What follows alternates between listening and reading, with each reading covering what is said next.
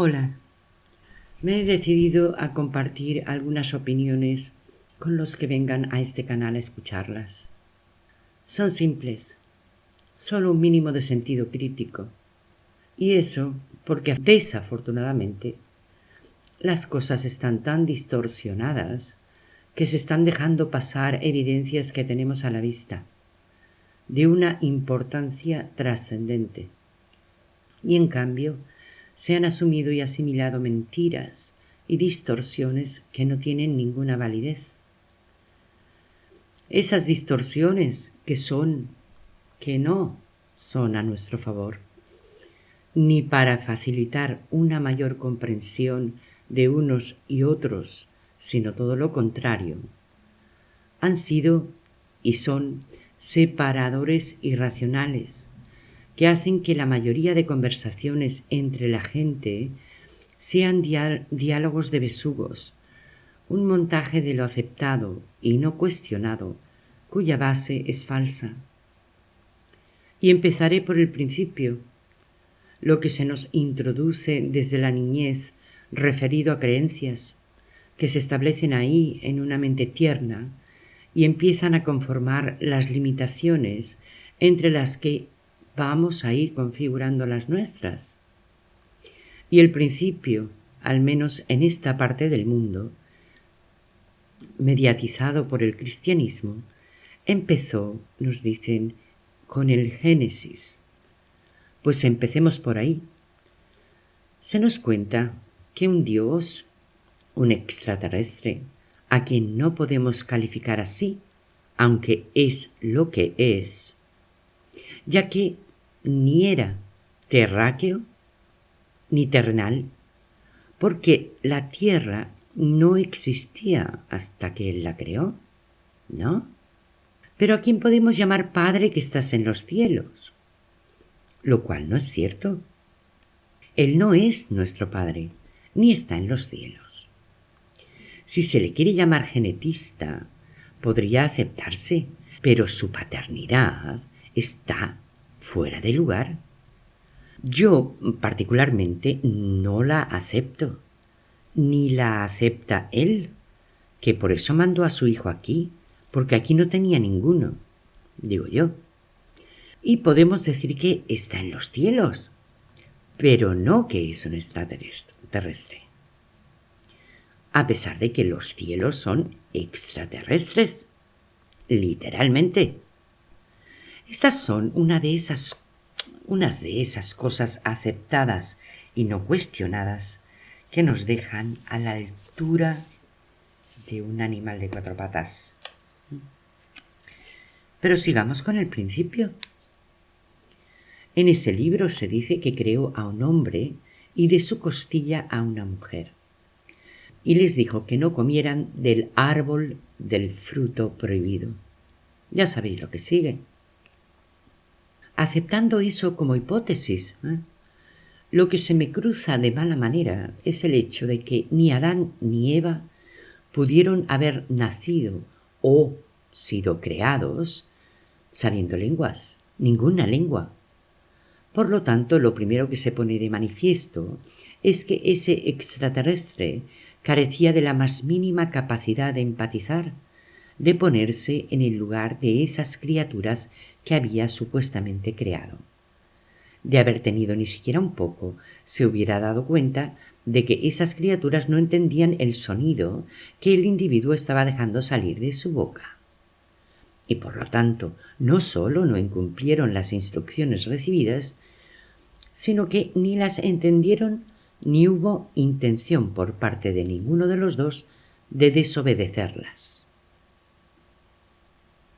Supuestamente, creó dos criaturas a su imagen y semejanza, y debió, de acuerdo con eso, brindarles la posibilidad que él mismo tuvo de aprender de sus padres y de su entorno social, una lengua y un montón de cosas que todos aprendemos de ese modo.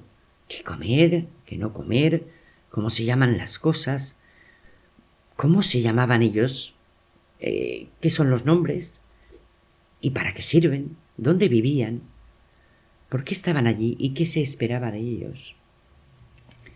Siguiendo con esa hipótesis, el extraterrestre que les dejó allí, en un jardín sin saber qué comer o cómo resolver sus necesidades más elementales, o era un irresponsable, un individuo sin sentido común, o las criaturas que creó no eran lo que él esperaba haber creado, o era alguien tan maligno que les puso en una trampa de la cual sólo se salía a golpe de espada de fuego, sin consideración, y a trabajar.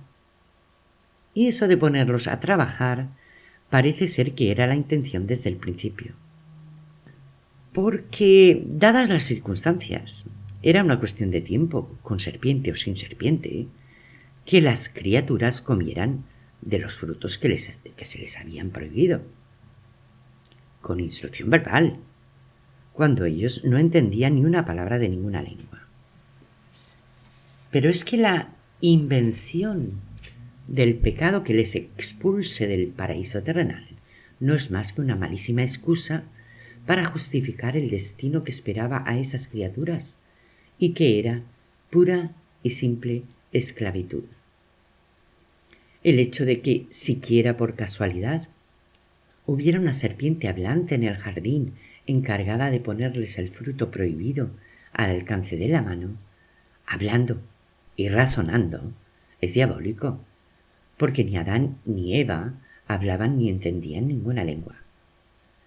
Dejando aparte el hecho de que la serpiente del Edén es una de las poquísimas serpientes parlanchinas de la que se tiene constancia a lo largo de la historia de la humanidad, ya es mala fe usar la lengua hablada y desconocida por la pareja para imputar a dos inocentes de una desobediencia que nunca tuvo lugar, y así darle la oportunidad al malvado creador de criaturas de lanzarlas al mundo de esclavitud al que se las destinaba, junto con otras criaturas creadas por otros extraterrestres.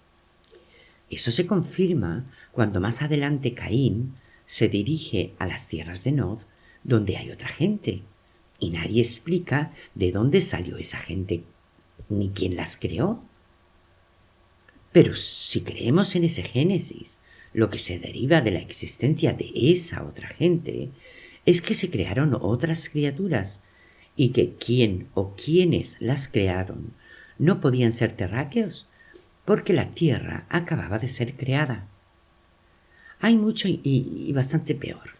Por lo que se ve, ese creador de criaturas era bastante vago, porque si lo que pretendía era crear una nueva raza, qué menos que crear al menos 10 o 20 mujeres y hombres, para darles la oportunidad de procrear una raza sana. A resultas de esa pereza, no podemos dar por sentado que somos descendientes de esa pareja inicial, como se nos dice, porque Adán y Eva tuvieron 3 hijos varones, sin aparato reproductor, o sea que no hay la menor posibilidad de que ningún ser humano sea descendiente de esa pareja, ni aun en el caso de que los 2 varones sobrevivientes hicieran cosas con mamá. Y ya sé cómo suena eso, pero lo menciono porque aunque eso hubiera sucedido, la degeneración biológica hubiera acabado con la raza creada en varias generaciones. Y si Caín se entendió y procreó con una mujer en las tierras de Nod, aquí lo que se deriva es una mezcla de especies o razas creadas por otro dios o dioses venidos de fuera, o sea, extraterrestres. Esto, explicado así o de cualquier otro modo, se cae por su propio peso, pero no puede ser dicho. Todo el relato de la expulsión del Edén no puede ser otra cosa que una manipulación para justificar la esclavitud a la que se ha sometido a la raza humana, basándola en un pecado que nunca se cometió. Es sólo la excusa. Culpando a las primeras criaturas creadas de algo grave, a esos seres no se les dejó más opción que pagar por el pecado y esperar el perdón. y era el pago de ese pecado lo que perseguía toda esa invención. Mano de obra sumisa, gratis y eterna. Ese sometimiento ha beneficiado a la clase dominante, la de los elegidos por esos extraterrestres, con la intervención y ayuda de las organizaciones eclesiásticas. Y por eso debió decidirse la publicación de ese libro, cuya doctrina se impuso a fuerza de espada, torturas y matanzas. No podemos olvidar eso. La vergüenza por su desnudez, una reacción derivada de haber comido un fruto que supuestamente les hizo más sabios, solo puede ser otra invención inaceptable e imposible, donde no hay gente vestida alrededor ni la noción de vestimenta. Aquí se nota y mucho la manipulación totalmente extemporánea practicada en esos textos para introducir una moralina que jamás pudo haber existido en esos inicios. Sí que existía en la época en que se publica la primera Biblia, y quienes se ocuparon de publicar ese libro cayeron en la incoherencia de introducir en él los usos y costumbres de la época en la que salió a la luz el libro, lo cual le quita divinidad y credibilidad y transforma ese y tantísimos textos de ese libro en un montaje que sólo puede creerse tapándose los ojos, los oídos y las entendederas. Otro aspecto a considerar, y este es aberrante,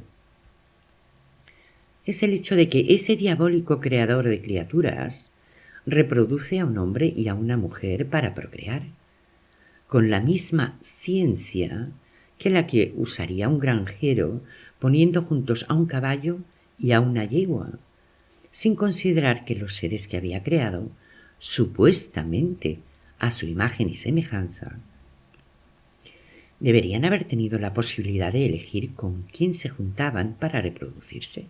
O sea, que en otras palabras, los consideró como una especie animal a reproducirse mediante copulación entre hembra y macho, sin emoción, sentimientos o racionalidad. El uso y abuso de un pecado que no pudo suceder para asignar a la mujer una posición subordinada al hombre es una de las barbaridades que deben ya rectificarse de una vez por todas, como debería ya rectificarse la justificación que se inventó para condenar a la raza humana a una vida de esclavitud perpetua que incluye trabajar para pagar su sustento y su techo hasta el día de hoy. Ese Dios, nos dicen, mandó a su Hijo para perdonar los pecados de los hombres, o sea, comer fruta de un árbol. Esto, que suena absolutamente brutal, es lo que se deduce del episodio que menciono. Y ese Dios extraterrestre, de voluntad dictatorial, manda a su Hijo, nos dicen, a dejarse torturar y matar para perdonar esos pecados gravísimos, que a ojos de ese Dios solo pueden ser perdonados con sangre, tortura y muerte de inocentes. Lo digo en plural porque no solo hubo una crucifixión, y manda a su Hijo porque aquí ese Dios extraterrestre no tenía ningún hijo. Y esto es importante porque muestra claramente que por mucho que la gente le llame padre, él no considera a nadie de este mundo sus hijos, de acuerdo con esas divinas escrituras. Pero además, y respecto a este punto en particular, quisiera dejar constancia de que ese extraterrestre no es mi padre, y si lo es de usted, tal vez debería mantener una conversación confidencial con su mamá. Y esto no es un chiste. Esta es una de las cosas aceptadas, no cuestionadas, que deberían no solo cuestionarse, sino eliminarse, así, de inmediato, porque no es nuestro padre. Y yo particularmente no quiero a alguien así alguien como él en mi familia. Alguien que perdona pecados a base de muerte, tortura, crucifixiones y sangre. Oiga usted, ¿eh? Yo lo quiero fuera de mi familia, ¿eh? Respecto a ese sometimiento de la mujer al hombre y del hombre al trabajo y a un ser superior que debe obedecer o sufrir castigos eternos si le desobedece, les convenía y mucho a los poderes que se ocuparon de establecer esos falsos principios y creencias, forzando a golpe de espada la imposición de esa doctrina a las poblaciones que sometían, porque transformaban al ser humano en un esclavo obediente y asustado, sometido a otros, forzado a trabajar esperando un perdón que nunca ha llegado a pesar de crucifixiones y episodios sanguinarios que debían perdonarlos y que por lo que se ve no han sido contabilizados, porque aquí andamos trabajando para vivir como mientras otros, los elegidos,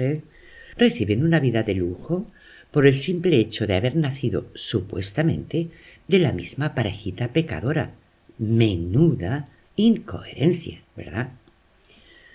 Esa es otra injusticia que le ha ido muy bien a unos pocos, que se han cargado sobre las espaldas del resto y que para justificar ese privilegio expandieron las creencias que les convenían más, imponiendo a seres que no disponían de conocimientos ni educación ninguna otra posibilidad que la de trabajar para obtener su sustento.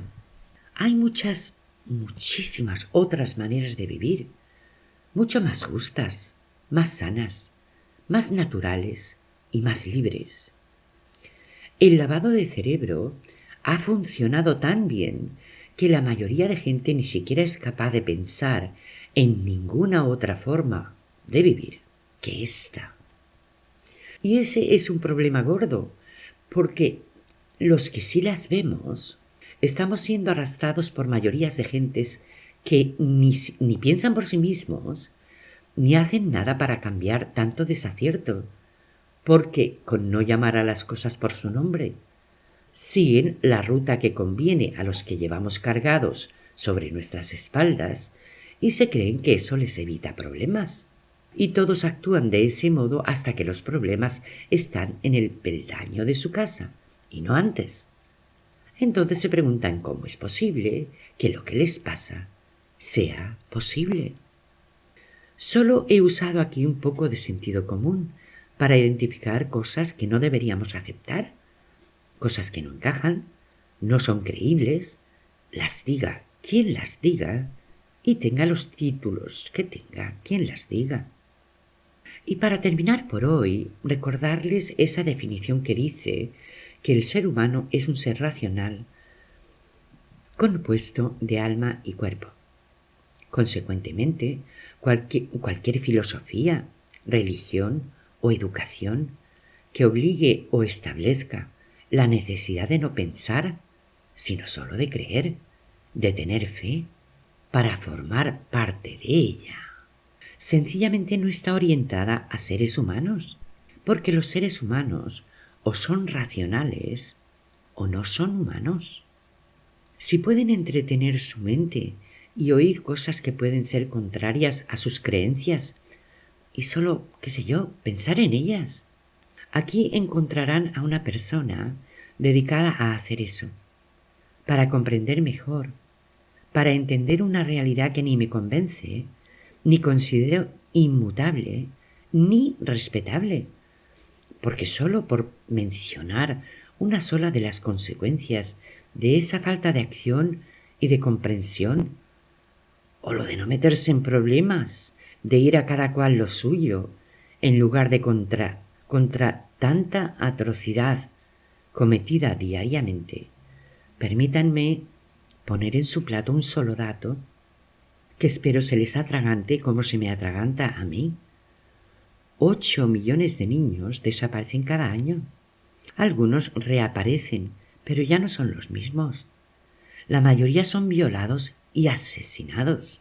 El comercio de niños está moviendo billones y a mí me duele el alma. Así que lo primero debería ser abrir los ojos y ver lo que pasa realmente.